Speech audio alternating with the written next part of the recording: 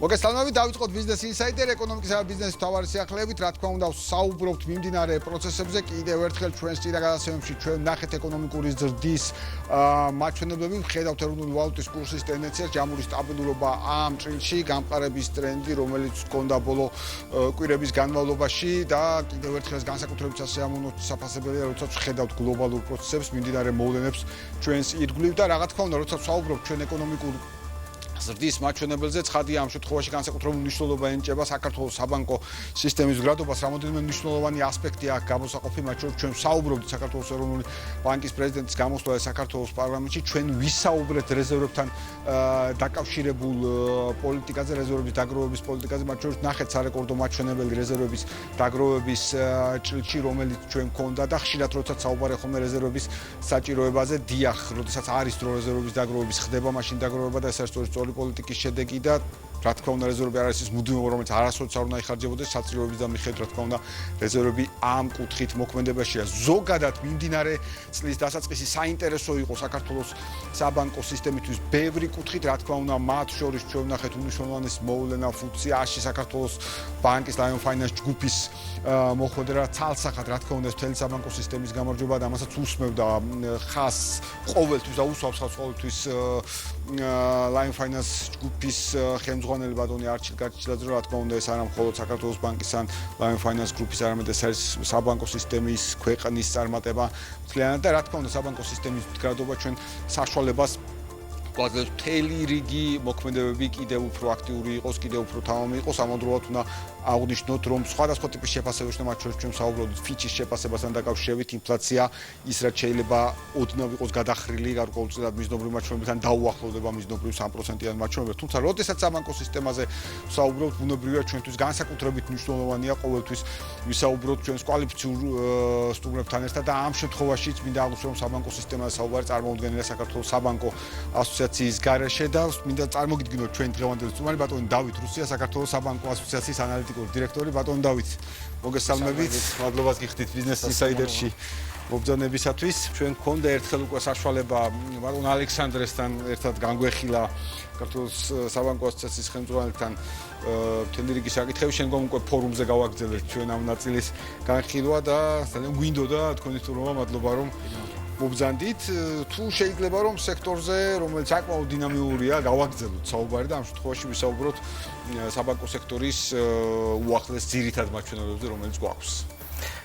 მოგესალმებით, მივესალმებით თქვენს ერთგულ და ერუდირებულ მაყურებელს. უნდა ითქვას, რომ აპრილის თვემ გარკვეულწილად იმაზე მეტი ზრდა აჩვენა, ვიდრე ვთქვათ მთლიანად წინა კვარტლის მაჩვენებელმა. აპრილის თვეში დაახლოებით რო ვთქვათ ჯამური აქტივები გაიზარდა დაახლოებით 1.97% და ჯამურმა ზრდამ საშუალება მოგცა რომ გვეთქვა რომ საბანკო სისტემა დღეს 100 მილიარდ ლარს მართავს. 100 მილიარდი ლარი თვითონ დიდი მაჩვენებელია, თუმცა თუ დოლარულ გამოხატულებაში ვიტყვით, პირველად გადავაბიჯეთ 40 მილიარდ აშშ დოლარის, ასე ვთქვათ, ექვივალენტს. რატო ვამბობ აშშ დოლარს? იმიტომ რომ საქართველოს საბანკო სისტემა იმდენად მიმზიდველი და საინტერესო ხდება დღითი დღე, რომ უცხოური ინვესტორები, რა თქმა უნდა, ჩვენს შედეგებს უცხოურ ვალუტაში აფასებენ და ამიტომაც შეიძლება თქვენს მაყურებელს შორის ერთ-ერთი პოტენციური ინვესტორიც იყოს, რომ მასაც განმარტება უთხრათ.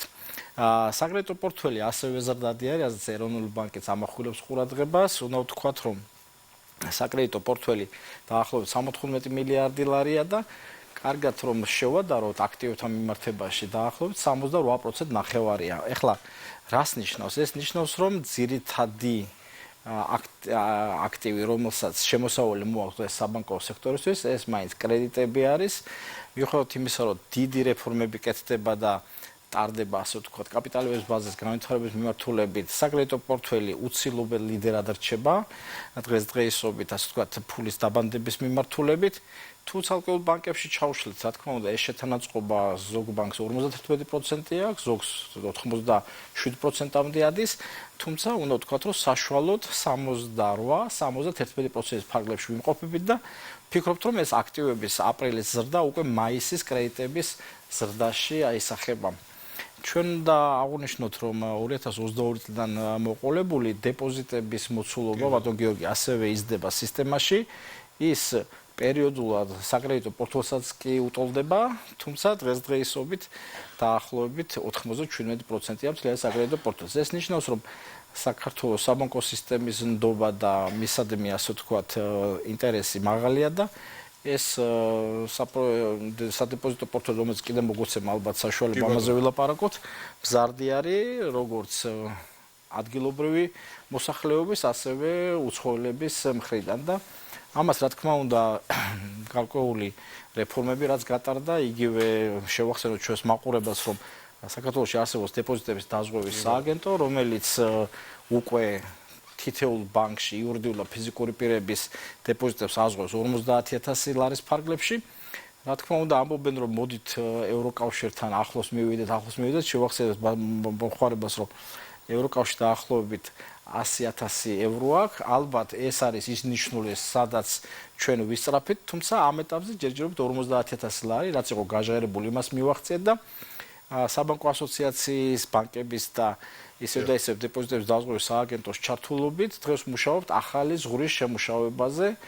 ნახოთ რა ზღვარი იქნება ეს, რა ეტაპები იქნება და როგორ მივახცევთ მას. გაზდისკენ ფიქრობთ ყოველ შემთხვევაში. ხო გითხარით, დიდი ზღვარი ვიცით და ხო, ჯერ ძალიან შორია. აი შუალედური ზღურის მაჩვენებელს თუმცა ფაქტია, როგორც თქვენ აღნიშნეთ, რომ მნიშვნელოვანი წვლილი შეიტანა ასევე სტიმულში, რომ დეპოზიტები იყოს ქვეყანაში სწორედ დაზღვევის. რა თქმა უნდა, თან ეს საუბარია თითოეულ ბანკში, ანუ ვთქვათ პოტენციურ დეპოზიტის ფლობას შეუძლია რამოდენიმე ბანკში გადაანაწილოს. დღესდღეობით ყველაზე გამძაფრებული, ასე ვთქვათ, კონკურენცია მაინც სადეპოზიტო ბაზარზე არის, განსაკუთრებით ლარის რესურსზე, ამიტომაც თუ ჩვენს მაყურებელს ან იურიდიულ ან ფიზიკურ პირებს გარკვეული ზედმეტობა გააჩნიათ, რომელიც დაზოგვა შეუძლიათ, მოუწოდებ, რომ ასე ვთქვათ, ისარგებლონ საბანკო სისტემის შემოთავაზებებით და კიდათ ლაში და კიდა უცხოურ ვალუტაში განთავსონ.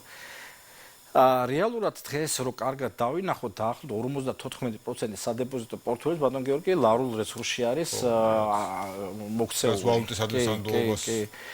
დოლარში არის 34% და დაახლოებით 10%-ის ფარგლებში არის ევრო. თუმცა აპრილმა საკმაოდ საინტერესო მოვლინა გამოაჩინა, თქვენ რო ახსენეთ ხა ორმუზის სრუტის ასე ვთქვათ საკითხები. დაახლოებით დირხამებში გაგვეზარდა.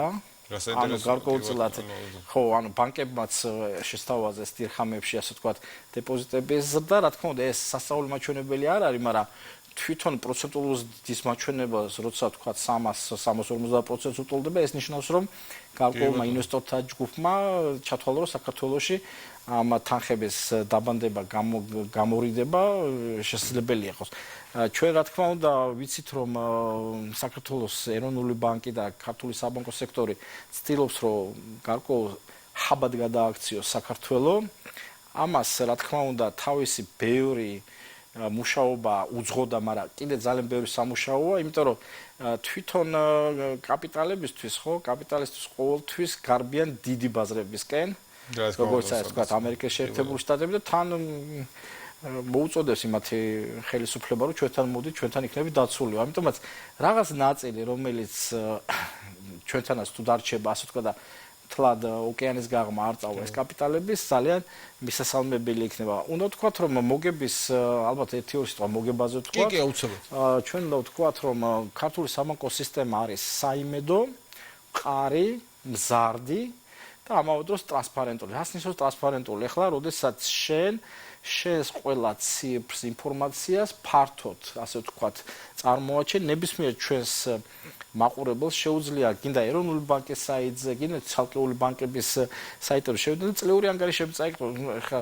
წლიური ანგარიშები არის დაახლოებით 400-500 გვერდიანი წამყვანი ბანკების და იმდენი ინფორმაცია წერია, იმდენი რაღაცის გაგება შეიძლება მხოლოდ მაქედან ამოკრეფით, რომ გადაიროთ, ანუ ამხელა პროცესები მიმდინარეობს ქართული ბანკების შიგნით და შესაბამისად ამის არ დანახვა და არ დაფასება არ შეიძლება. ამიტომაც ქართული საბანკო სისტემა ბატონ გიორგი ძალიან კარგად იყენებს არსებობს ეგეთი ტერმინი მასშტაბის ეფექტს. მასშტაბის ეფექტი ნიშნავს, როდესაც ერთეულოვან თანამშრომელზე შესრულებულ სამუშაოს რაოდენობა იზრდება რა. ანუ თქვა თუ მანამდე ვემსახურებოდი ერთი ოფიცერი 3 კლიენტს, შემიძლია დღეს 7 კლიენტს მოვემსახურო და ეს იმიტომ კი არ ხდება რომ გარკვეულწილად გავაიოლეთ რაღაც არა, უბრალოდ ძალიან დიდი ძალისხმევა გავუწიეთ და ჩავდევით თანხები დიჯიტალიზაციაში.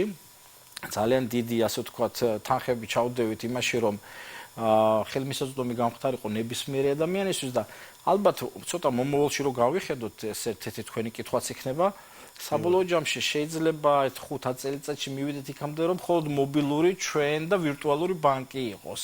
კი ბატონო, არის ეს არ არის ციფრულ ბანკზე საუბარი, ეს ტრადიციულ ბანკებზეც არის საუბარი და შესაძლებელია ეს იყოს ჩვენი ერთ-ერთი. კი, ბევრი ასეც ურთიერთობს უკვე ტრადიციულ ბანკებთან მიმართებაში, აქ ფიზიკურ შენობებს შეიძლება აღარ იმჩნევს ამ. აი ჩვენ ჩავატარეთ იანვარში საბანკო ასოციაციამ კვლევა საბანკო სისტემის მიმართ მოსახლეობა როგორ დამოკიდებულება აქვს და იქ ერთ-ერთი ფაქტორი იყო, რომელმაც ძალიან გაგვაკვირვა, რომ შემცირებულია ფილიალებში მიმართვიანობა.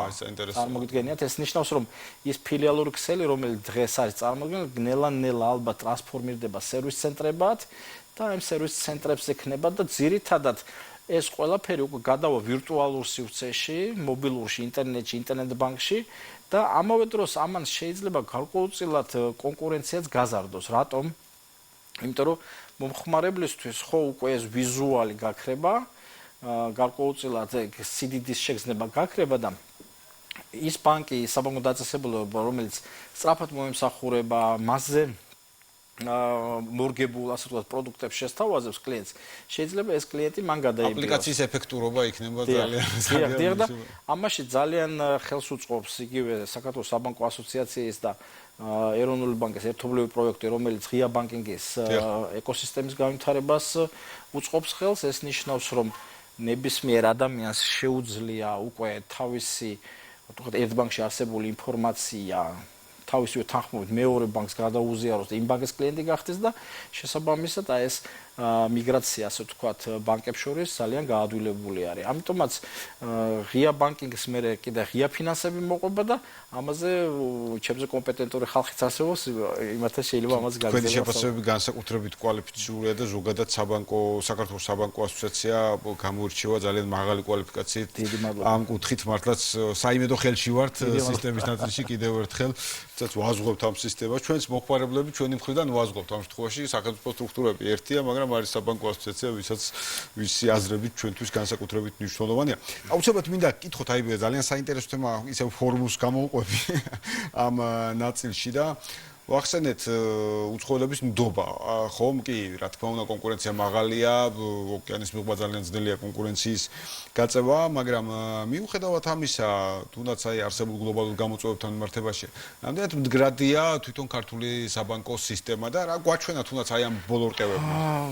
კარგად რომ შევაფასოთ, ხო, ხა დაახლოებით მოდი ვთქვათ 2022 წლიდან, ხო, ხა თითქოს გუშინ იყო, მაგრამ დღეს 2026 წელი, ანუ დაახლოებით 5 წლიან პერიოდს ვლაპარაკობთ, ეს იყო რა თქმა უნდა პირველი კოვიდის პრობლემების დაძლევა, ხო? რეალურად არც ერთი საბანკო დაწესებულება არ გაჩერებულა, მოსახლეობისთვის ფულადი სახსრების მომარაგება, თუ კრედიტების მომარაგება, თუ დეპოზიტების მიღება, ფინანსური ანგარიშწორება არ შეფერხებულა და არც უგზნია მოსახლეობას, თქვათ, ფინანსურ სფეროში, რომ შეიძლება რაღაცა სხვანაირად ყოფილიყო.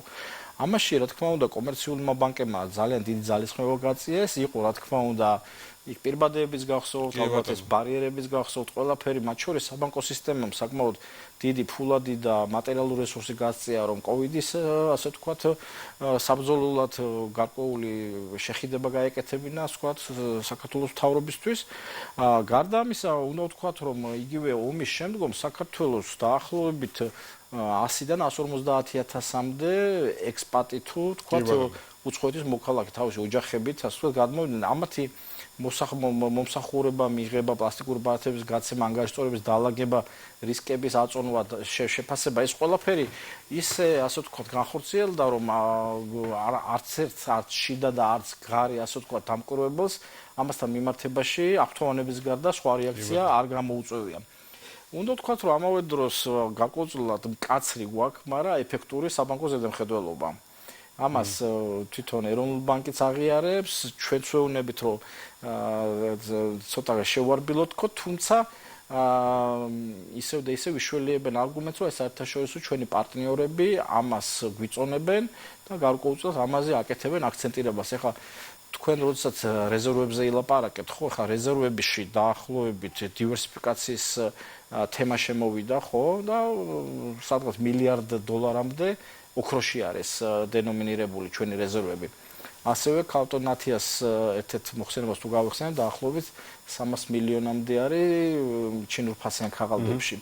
დანარჩენი, რა თქმა უნდა, ასე ვთქვათ, დოლარულ რეზერვებში არის და ეს დოლარული რეზერვები კარგად რომ შევახსენოთ ჩვენ მოსახლეობას, მაინც უალტერნატივო არის, რაც არ უნდა ვილაპარაკოთ, რომ მიმდინარეობს გარკვეული რყევები, რაღაცა დოლარი არის ის ვალუტა, რომელშიც ნებისმიერი სხვა ინვესტორი ჩვენიდან დაწყებული, თქვათ, იგივე ბოლო ქვეყნის ინვესტორი დამთავრებული, მაინც კრიზისის დროს იქით მიემართება და ჩვენ ვფიქრობთ, რომ გარკვეულწილად სწორი პოლიტიკა აქვს დღეს რეზერვებთან მიმართებაში საქართველოს ეროვნულ ბანკს და ეს რეზერვების პოლიტიკა რო არ ქონდეს ესეთი, რომ ბევრი შესაძლებლობა ის ეგრევე კურსზე აისახებოდა და დარწმუნებული ვარ, ხოლო კურსი, რა თქმა უნდა, გამყარებული კურსი მოსახლეობისთვის შეიძლება პოზიტიური მაჩვენებელი, მაგრამ ეკონომიკურად რო შევაფასოთ, თუ თქვათ ლარის კურსი ძალიან გამყარდება, ეს გარკვეულწილად შეიძლება ასე ვთქვათ ექსპორტზე და იმპორტზეც აისახოს, ანუ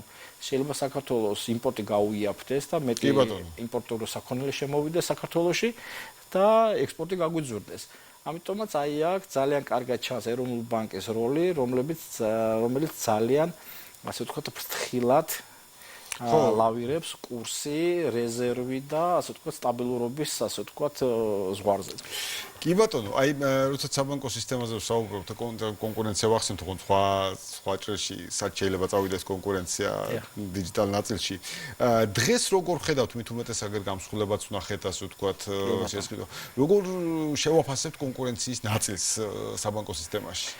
მოდით ჩვენს მოსახლეობას შევახსენოთ, რომ დღეს საქართველოს საბანკო სისტემა 19 დაწესებულებით არის წარმოდგენილი, მათგან 14 ტრადიციული უნივერსალური კომერციული ბანკი არის, გვაქვს 2 ასე ვთქვათ მიკრობანკი და 3 ციფრული ბანკი. ეს მიკრობანკი და ციფრული ბანკი ჩვენ მსმენელო იცოდეთ, რომ საერთოდ ახალი თემა არის დაახლოებით წელიწად-ნახევრის ასე ვთქვათ სიახლე არის და რეალურად ეს საბანკო დაწესებულებები დღეს აქტიურად იმკვიდრებენ თავს საბანკო სისტემაში. სიახლეები შემოაქვთ, თუმცა ტემპი ცოტა ასე ვთქვათ შეიძლება სასურველზე ნელი იყოს, მაგრამ არ უნდა გვაუწყდეს ამავე დროს რომ ბაზრის ლიდერი საბანკო დაწესებულებები ასევე ძალიან სწრაფები და მოქნილები არიან. ანუ რეალურად კარგად მინდა გავიხსენო ბატონი არჩილ გაჩილაძის სიტყვები, როდესაც საქართველოს ბანკი FTSA 100-ის ასე ვთქვათ ლისტში შევიდა, ეს შევახსენოთ, რომ არის ბრიტანული ინდექსი და შესაბამისად 100 უმსხვილოს კომპანიაში შევიდა საქართველოს ბანკის ჯგუფი, რო იკითხეს ასე ვთქვათ ვინ არიან და რამდენად დიდი ხნით არიან შემოსულები ამ ასეულშიო, იქ მე ერთ-ერთ ინვესტორს უთქვია, რომ რა თქმა უნდა ესენი კიდე წარმატებას მიაღწევენ და კიდე დაწინაურდებიანო, იმიტომ რომ საშუალო ზრდის მაჩვენებელი 15-16% აქვს და ჩვენო ინგლისშიო 2-3%-ია და რა თქმა უნდა ისინი კიდე უფრო გაიზრდებიან და გაიზრდებიანო. მე მინდა წარმატებები უსურვო ნებისმიერ ქართულ ბანკს, რომლებიც საერთაშორისო ასე ვთქვათ ასპარეზკენ იყურებიან. ჩვენ იმას არ ვამბობთ, რომ დღეს საქართველოს ამოწურა თავის თავი, თუმცა როდესაც ჩვენ რეგიონულ ექსპანსიას აკეთებ, ხო, იგივე TBC ბანკის ასე ვთქვათ სამაგალითო თემა ავიღოთ, ხო, იგივე უზბეკეთში, აგერ სომხეთში გავიდა ასე ვთქვათ საქართველოს ბანკი და არ უნდა დაგვაუწყოს, რომ იგივე ბელორუსია, უკრაინა, რუსეთში, აზერბაიჯანში იყო ეს პრაქტიკები და იქაც აქვს ამ ბანკებს წარმომადგენლობა.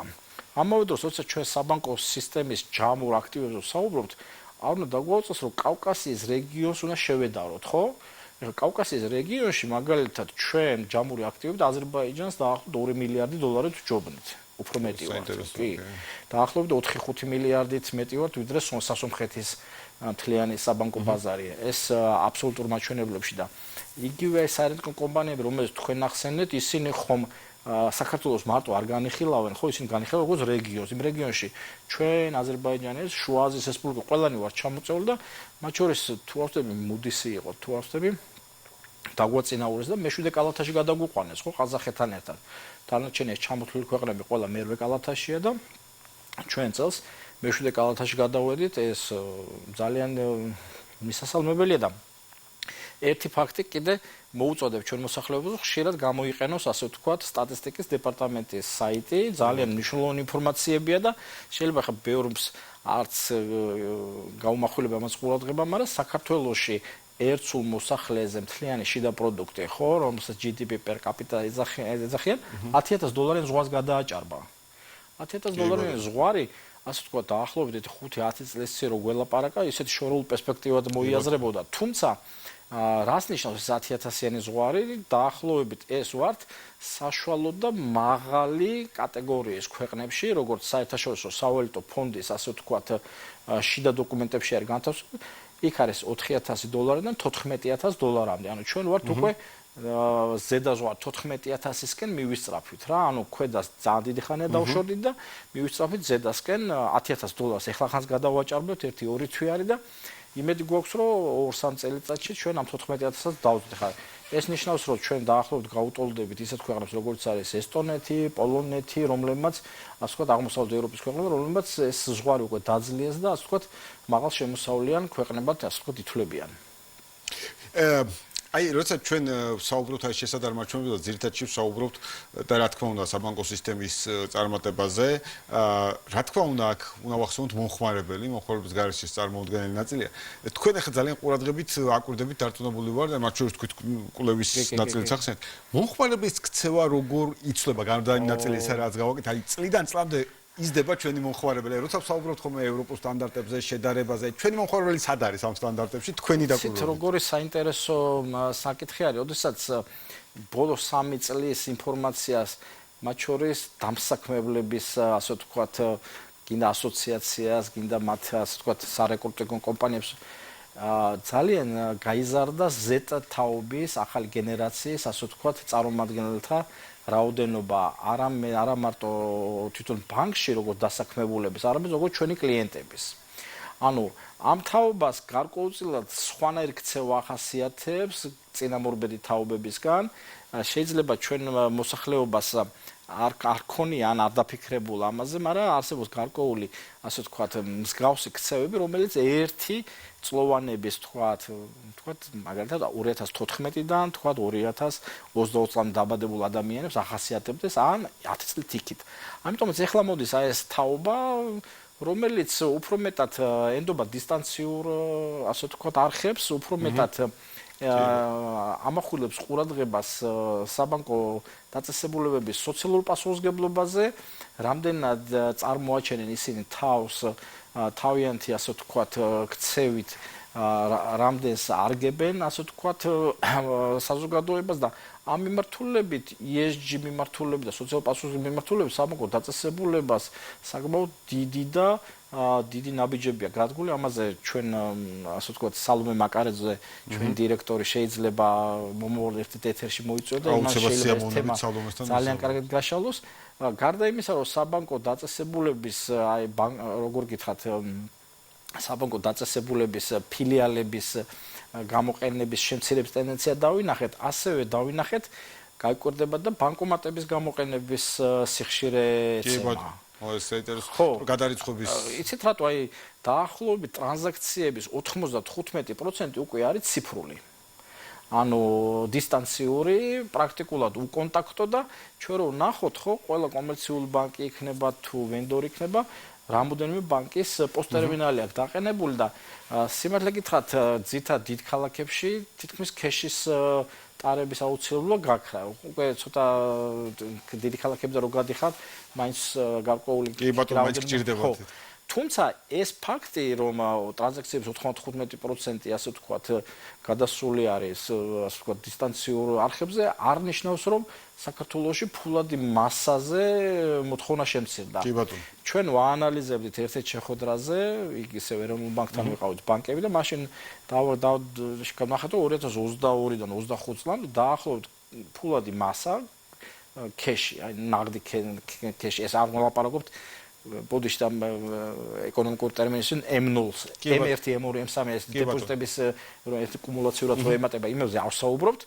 M0-ის მაჩვენებელი საშუალოდ წელიწადში 15% არის გაზრდილი. ეს ნიშნავს, რომ იგივე არა მარტო საქართველოში, არამედ საქართველოსთან მოსაზღვრე რეგიონებში, იგივე სასონხეთში, თურქეთში, იქაც ქართულ ლარზე ასე ვთქვათ მოთხოვნა არის გაზრდილი და ჩვენ ხედავთ, რომ იქაც ასე ვთქვათ ტრანსსასაზღვრო ვაჭრობა გარკვეულწილად ლარში მიმდინარეობს. ეს არ ნიშნავს, რომ რაღაც ძალიან დიდ და ასე ვთქვათ ფართო ასე ვთქვათ ფრთებს გავუშვით, მაგრამ ეს ნიშნავს, რომ ამ ვალუტის ჯერად ქართული ვალუტა წელს გახსოვთ, ხო, 30 წლის იუბილე ქონდა ეროვნულ ბანკმა ძალიან ისეთი კარგი ღონისძიება ჩაატარა მასთან დაკავშირებით და ჩვენ თვლით, რომ ქართული ვალუტას და ლარს, იგივე ლარიზაციის პროცესს, რა თქმა უნდა, თავისი დიდი მომავალი აქვს. თუმცა ეს არ ნიშნავს, რომ ამერიკული დოლარი და ევრო გაქრება, ასე ვთქვათ, იმიტომ რომ ერთ-ერთ მყარ ვალუტებად მიიჩნევა დღეს და კი ბატონო, მართლაც მნიშვნელოვანი ნაწილია და აუცილებლად უნდა გკითხოთ ეროვნულ ბანკზე გადავედით, ასე ვთქვათ, ნაწილობრივ სასაუბროთ და აუცილებლად მინდა გკითხოთ, შედარებით ცოტა დრო აქვს, მაგრამ მაინც მინდა ეს ნაწილიც მოვასწროთ არა მხოლოდ მონეტარული პოლიტიკა ზოგადად ეროვნული ბანკის ამ შემთხვევაში, მათ შორის მონეტარული პოლიტიკის ბოლო გადაწყვეტილებასთან დაკავშირებითაც მინდა, ასე ვთქვათ, თქვენი შეფასება და ზოგადად მიმართება კომერციულ ბანკებთან მიმართებაში. ჩვენ ვამბობთ, რომ იგივე რეზერვების პოლიტიკა, იგივე კაპიტალის მიდგომის ასე ვთქვათ საკითხებში ცოტა მკაცრი არის და ჩვენ გვქონდა შეხვედრა კომერციული ბანკების ხელმძღვანელებს ეროვნულ ბანკთან და გარკვეული ასე ვთქვათ საკითხები იქ შევთავაზეთ, თუმცა ჯერჯერობით ასე ვთქვათ მაინც ფიქრის დონეზე არის იგივე აი დოლარული მასა რო ვთქვათ, ხო, ეს დოლარული მასა რა თქმა უნდა ფიზიკური პირების და მიკროსესხებში არ მიდის ეს პირდაპირ მიდის ასე ვთქვათ SME და კორპორატიულ სესხებში და ჩვენ კომერციული ბანკების რამოდენიმე წარმომადგენელმა შესთავაზა რომ გარკვეული swap მექანიზმები იქნება შემოიღოს ეროვნულმა ბანკმა რომელიც ამ დოლარულ მასას ეროვნულ ბანკთან მიგვატაინებს და ლას გამოვიტანთ რომ მე როცა გასტუმრება იქნება უკან დაუბრუნებ და ეროვნულ ბანკმა თქვა რომ ჩვენ ვიცით რომ ეს ძალიან კარგი ასე ვთქვათ ინსტრუმენტი იქნება თუმცა ფიქრობთ რომ საბაზრო ასე ვთქვათ მექანიზმებში ჩარევის უფლება არ გვაქვსო და მოდით საბანკო სისტემას მივანდოთ ამის დარეგულირებაო. რაც შეეხება თვითონ მონეტარული პოლიტიკის მართვას, ახლა მონეტარული პოლიტიკა იმდენი ინსტრუმენტი აქვს ეროვნულ ბანკს და აი მაისში იმდენი ინსტრუმენტი ერთდროულად დაამუშავა, რომ გარკვეულწილად მოულოდნელიც იყო, მათ შორის იყო იგივე რეფინანსირების განაკვეთის ზრდა, რომელიც იცით რომ 8.25%-მდე გაზარდა. ჩვენ მაინც უყურებთ ხოლმე ამერიკის შეერთებულ შტატებს და ევროპის ცენტრალურ ბანკს. არც ამერიკის შეერთებულ შტატებმა და არც ასე ვთქვათ ევროპის ცენტრალურ ბანკმა ბატონ გიორგი ამ პერიოდში თავის განაკვეთები არსად არ დაძრეს და ჩვენც ველოდით რომ მაისში არანაირი ზრდა არ იქნებოდა. მე ივნისი, ივლისი, აგვისტო მაინც ტურისტული სეზონია და შესაბამისად უფრო მეტად შეიძლება სექტემბერში ქონოდა პირველი ცვლილება. თუმცა ეროვნულ ბანკმა რაღაცნაირად პრევენცია მოახდინა, თქვენ გადაცემის დასაწყისში ახსენეთ რომ ინფლაციური მოლოდინების სამართავად გავაკეთოთ ესო და რეალურად რომ დავაკვირდეთ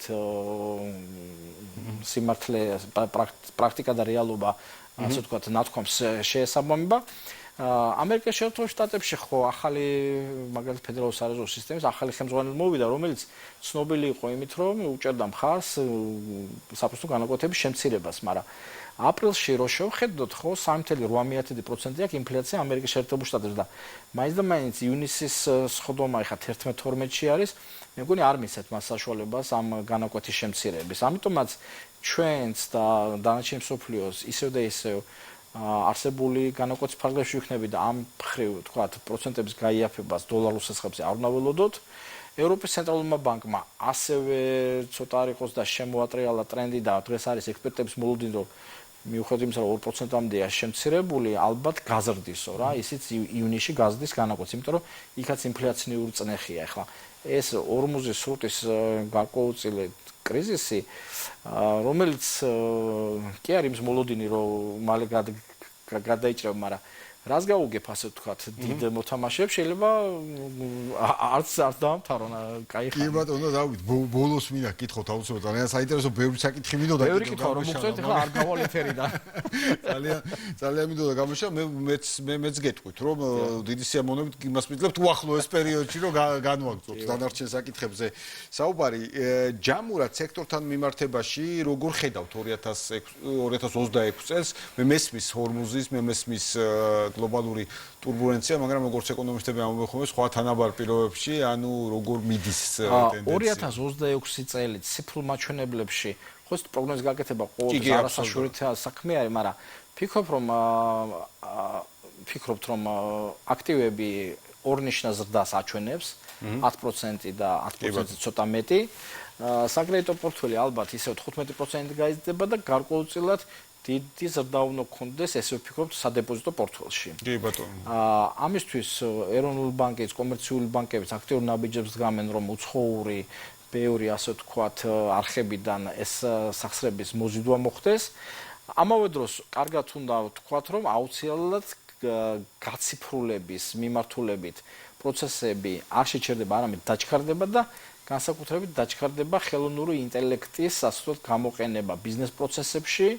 ჩვენ სტუმრად გვყავდნენ აზერბაიჯანის კოლეგები, რომლებიც ორი ბანკის ასე ვთქვათ სპეციალურ სამსახურებს შევახვედრე და მე როგორც ასე ვთქვათ მასპინძელი მათაც გავყევი და გარკვეულწილად გაყურებული დავრჩი ამ ახალგაზრდა სპეციალისტების მონდომებით, რამდენად დიდ შრომას წევენ იმისთვის, რომ ხელოვნური ინტელექტი სწორად იქნეს გამოყენებული და ჩაშენებული საბანკო პროდუქტებში. ჩვენ საუბარი გქონდა არა მარტო ასე ვთქვათ კოლცენტრში როცა არეკავდა იმანო გადაგამის სამართოს წაიკითხოს, არამედ ამან უკვე გაქროთ სექტემბრიდან უკვე შერო voice უგზავნი, მან voice-ად უნდა გიპასუხოს, ამის უკან გაუარებელი შრომა დგას და მე მინდა მადლობა მოუხადო ქართულ საბანკო დაწესებულებებს, რომ ისინი ფერხულში არიან პრაქტიკულად საბანკო სექტორის თანამედროვე ტენდენციების და ამ კუთხით ბევრი მისაბაძი ასე ვთქვათ მაგალითი გვაქვს არა მარტო რეგიონალური ბანკებისთვის, არამედ ასე ვთქვათ დასავლეთევროპული ბანკებისთვისაც და ამიტომაც ის ამბიცია რომ ჩვენო წამყვანმა ორივე ბანკმა თქვა რომ აღმოსავლეთ ევროპაშიო რომელიმე საბანკო დაწესებულების შეძენით ვარ დაინტერესებულიო და ამაზე მალე გავაჟღერებთ ინფორმაციას, ეს მხოლოდ მალამოდ გვედება გულზე. კი ბატონო, მივესალმებით და ველით. ბატონო დავით, ძალიან დიდი მადლობა მინდა გადაგიხავთ, მართლაც მაქვს რამოდენიმე კითხვა, რომელსაც სიამოვნებით გავივლიდი ერთ შემთხვევაში თქვენთან და რა თქმა უნდა სალომესთანაც როგორც შემოგთავაზეთ. ბატონი ალექსანდრე, ჩვენი პრეზიდენტი ძნელად დაბრუნდება. კი ბატონო, ბატონი ალექსანდრესაც ველით სიამოვნებით. ირინებაში არის კი ბატონო. მადლობა მინდა გადაგიხადოთ კიდევ ერთხელ ძალიან საინტერესო საუბრისთვის, წარმატებას გისურვებთ, წარმატებას ვსურვებ სექტორს, რა თქმა უნდა. კი მადლობა კიდევ ერთხელ. ჩვენ მომხმარებლებს ასე. აუცილებლად მომხმარებელს, რომლის გარშეც ბუნებრივია აზრი არ აქვს ამ ნაწილს. დღეს კი ბიზნეს ინსაიდერი ამით დასრულებულია ეკონომიკისა და ბიზნესის მთავარი სიახლეებით. თქვენ შეგიძლიათ ნახოთ ჩვენს ვებგვერდზე ბიზნეს ინსაიდერ.gr, მე კი ხვალამდე გემშვიდობებით.